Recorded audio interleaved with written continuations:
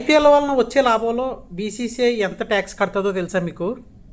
రూపాయి కూడా కట్టదంట. నేను కొన్ని న్యూస్లో అయితే చూశాను, మీకు చదివి వినిపిస్తాను చూడండి, మీకు కామెడీగానే ఉంటుంది. The BCCI is required to pay income tax on income it earns from the IPL యాక్చువల్గా అయితే. కాకపోతే as it is consider as a charitable organization under Indian law. అంటే ఏంటి? This is due to its nature as a non profitable organization that promotes cricket in India. అంటే ఇండియాలో క్రికెట్ని promote చేస్తున్నారు కాబట్టి ఇది చారిటబుల్ ట్రస్ట్గా వస్తుంది కానీ, అంటే నాన్ ప్రాఫిటబుల్ ఆర్గనైజేషన్గానే పరిగణించాలి. అందుకు దీన్ని ట్యాక్స్ నుంచి మినహాయించాలని చెప్పి కోరితే అది ఓకే అన్నారు. సో వాళ్ళైతే ట్యాక్స్ కట్టక్కర్లేదన్నమాట. ఇంత కామెడీగా నేనైతే వినలేదు. ఇప్పుడు ఇంకోటి ఏంటంటే, అసలు నిజంగా కామెడీగా లేదు. ఇది ఇందులోకి వస్తుందంటే అండర్ సెక్షన్ 12A దీనికి ఎజంప్షన్ వచ్చిందంట.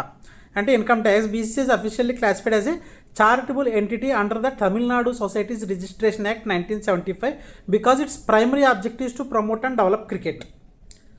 సో దీని ప్రైమరీ ఆబ్జెక్టివ్ క్రికెట్ ఇండియాలో విస్తరించడానికి యాజ్ ఏ నాన్ ప్రాఫిటబుల్గా ఆర్గనైజేషన్గా చూడాలని చెప్పి దీనికి ట్యాక్స్ని అయితే ఎజంప్షన్ ఇచ్చారు. ఇది కాకపోతే ప్లేయర్స్ అయితే మాత్రం 10%, ఇండియన్ ప్లేయర్స్ అయితే 10%ని ప్రొఫెషనల్ ట్యాక్స్గా కట్ చేసి ఫ్రాంచైజీలో వాళ్ళకి ఇస్తారు. ఇప్పుడు ఫర్ సపోజ్ విరాట్ కోహ్లీకి ఒక 10 కోట్లు అనుకోండి, 10 crores 10 కోట్లు 1 crore వాళ్ళే కట్ చేసి 9 crores వేస్తారు విరాట్ కోహ్లీకి.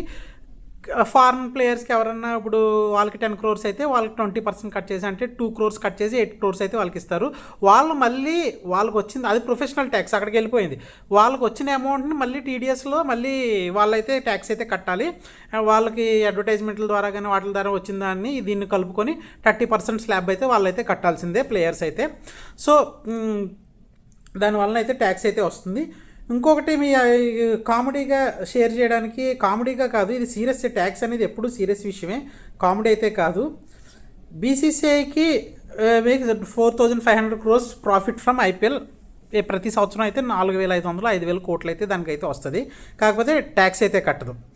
కాకపోతే మనం ఐపీఎల్ మ్యాచ్ చూడడానికి ఫర్ సపోజ్ తక్కువలో తక్కువ 2,500 టికెట్ వేసుకున్నాం అనుకోండి. 2,500 టికెట్కి 25% ఎంటర్టైన్మెంట్ ట్యాక్స్ వేస్తారు.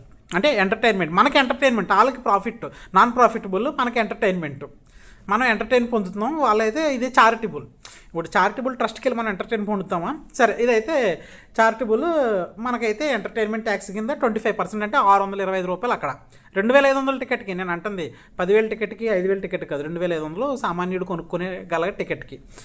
మళ్ళీ ఎంటర్టైన్మెంట్ ట్యాక్స్ అయిపోయిందా?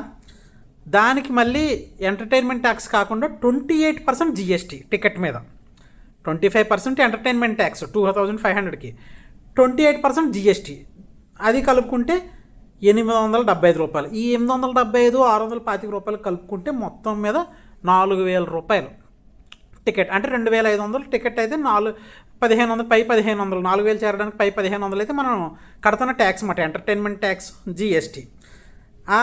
ఒకవేళ మనం తక్కువలో తక్కువ 10% బ్రాకెట్లో ఉన్నాం అనుకోండి, 10% మనం బ్రాకెట్లో అంటే ట్యాక్స్ ఎజంప్షన్ కేటగిరీలో ఉంటే ఆ 4,000 సంపాదించడానికి మనం 4,444 రూపాయలు అయితే ఖర్చు అవుద్ది.